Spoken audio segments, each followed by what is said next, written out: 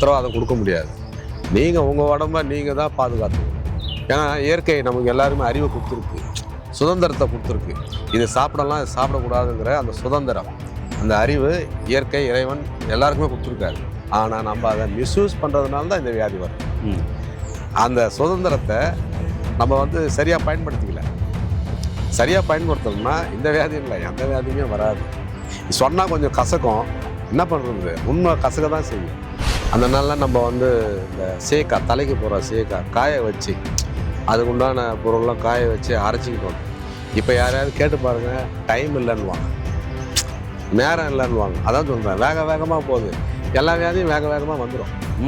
நீங்கள் மாத்திரை சாப்பிட்டு போயிட்டு இல்லை ஊசி போட்டு போயிட்டு எடுக்கிறது அது உண்மை கிடையாது. அது சும்மா நம்ம அந்த நேரத்துக்கு கண்ட்ரோல் பண்ணுறோம், அது உண்மை கிடையாது. ஆனால் இது இயற்கையாக சரி பண்ணணும். 300-400 காமிச்சாலும் பயப்பட தேவையில்லை.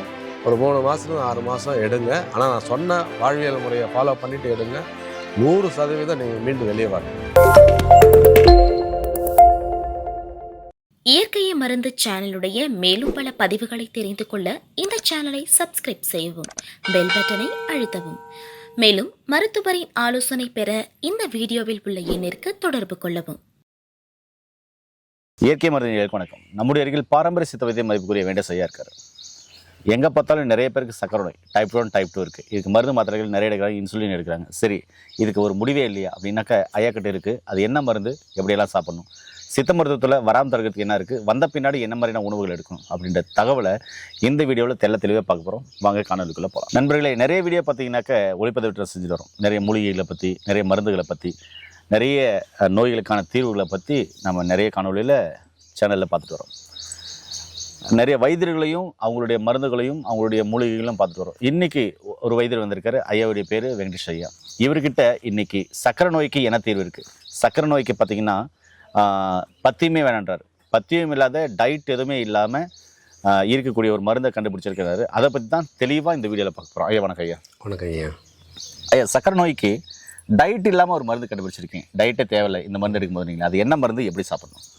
முதல்ல நம்ம இந்த சக்கரை நோய்க்கு ஏன் வருது, சக்கரை நோய்னா என்ன, ஏன் வருது அப்படிங்கிறத முதல்ல நம்ம தெளிவாக புரிஞ்சுக்கணும்.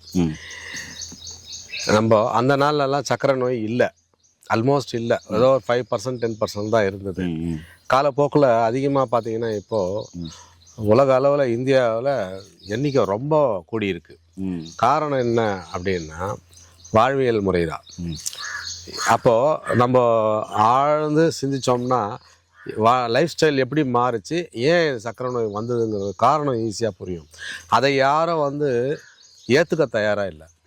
ஏன் அப்படின்னா ரொம்ப சொகுசாக, அதாவது ஃபாஸ்ட்டாக வேகமாக ஓடக்கூடிய நிலையில தான் எல்லாம் இருக்காங்க. அந்த வேகமாக எதுக்கெடுத்தாலும் ஸ்பீடு, உடனே சரியாயிடணும், உடனே எல்லாம் கிடச்சிடணும், கேட்டதெல்லாம் கிடச்சிடணும். இதுதான் பிரச்சனையே. இதனால தான் இந்த சக்கரை வியாதி வந்ததுக்கு காரணமே.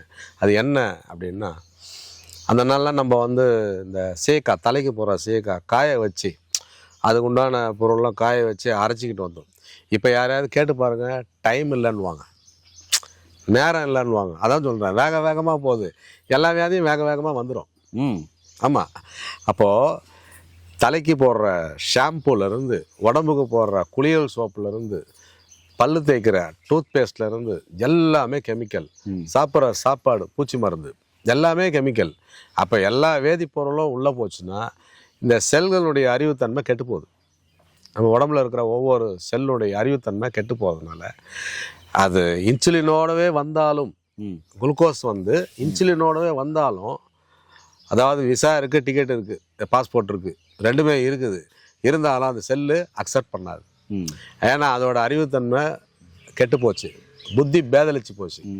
எதனாலன்னா இந்த மேலுக்கு உள்ளுக்கு எடுக்கிற வேதிப்பொருட்கள்னால.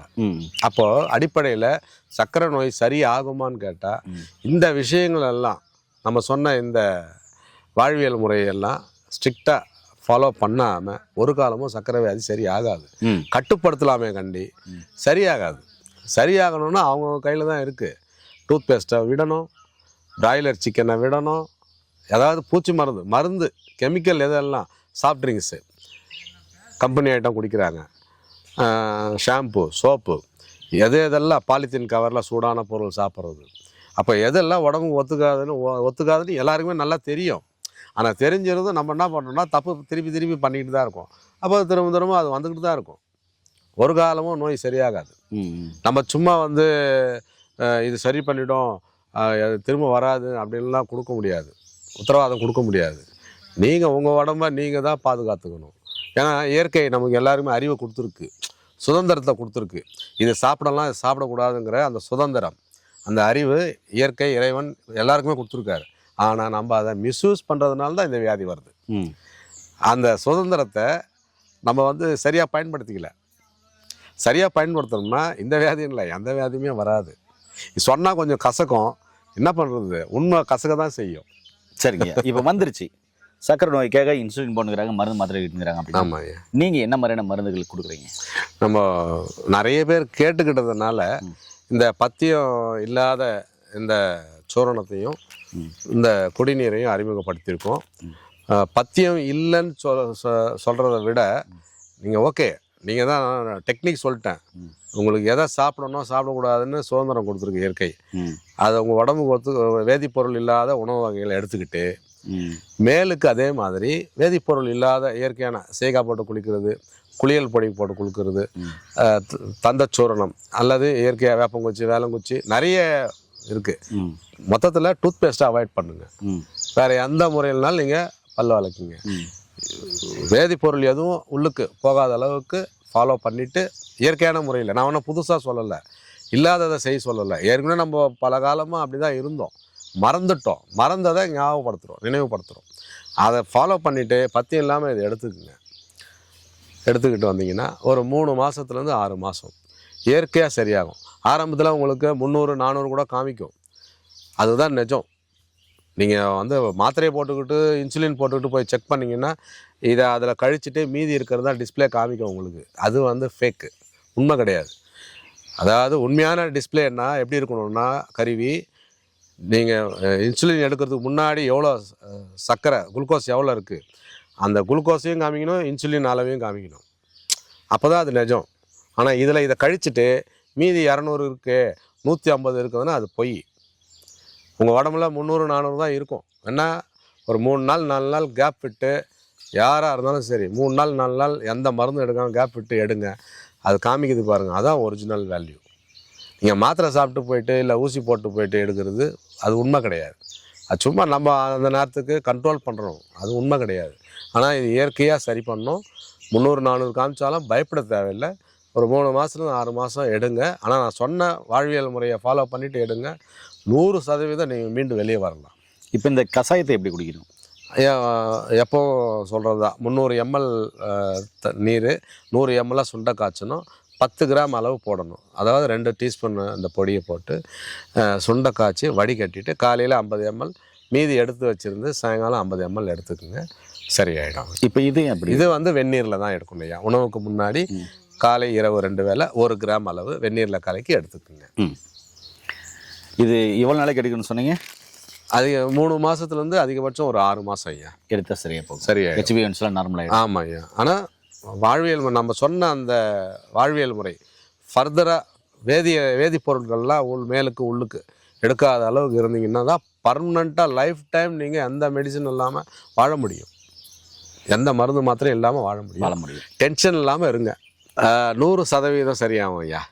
எப்படின்னா நம்ம மேலுக்கும் அந்த பொடி கொடுத்துக்கிட்டு இருக்கோம், இதை உள்ளுக்கு எடுத்துக்கிட்டு 5 வருஷம் 10 வருஷம் குழி பொண்ணு இருக்குது, எனக்கு டெய்லி ட்ரெஸ்ஸிங் பண்ணுறேன் ஆறவே இல்லைன்னு சொன்னாலும் இதை உள்ளுக்கு எடுத்துக்கிட்டு மேலுக்கு அந்த பொடி நம்ம கொடுக்குற அந்த ரணப்பொடி அது காமிங்க. ரணப்பொடி ஒருத்தருக்கு 10 கிராம் தான் கொடுப்போம், அதுவே போதும்.